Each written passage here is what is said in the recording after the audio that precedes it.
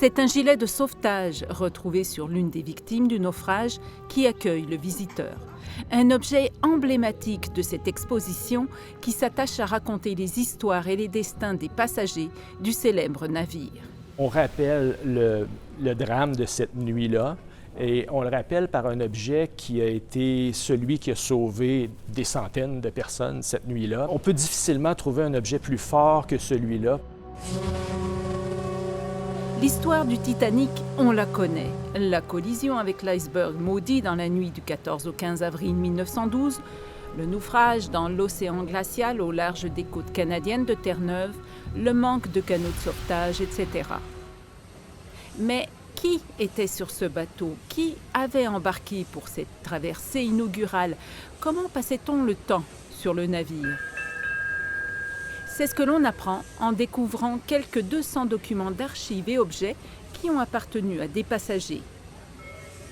Comme ce saphir qui aurait inspiré le réalisateur James Cameron pour son film Titanic. Il a appartenu à Kate Phillips, une employée de commerce de 19 ans qui s'enfuyait à bord du Titanic avec son patron et amant. Il venait de lui offrir le collier. Kate a survécu et a donné naissance, 9 mois plus tard, à une petite fille.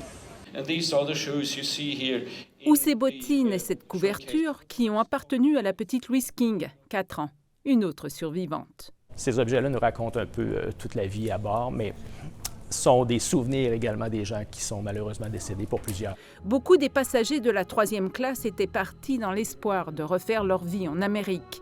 Et même en 3e classe, le Titanic offrait de bien meilleures conditions de voyage pour l'époque.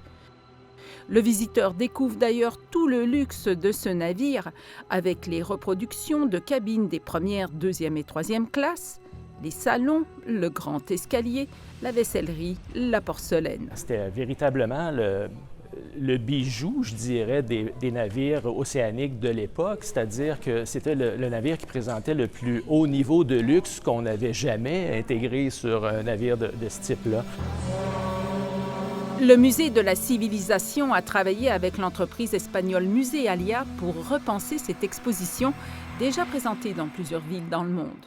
Une exposition qui est un très bel hommage aux 1496 victimes et 712 survivants du naufrage. Et qui fait courir les foules à Québec, preuve que la fascination pour le Titanic reste, elle, insubmersible.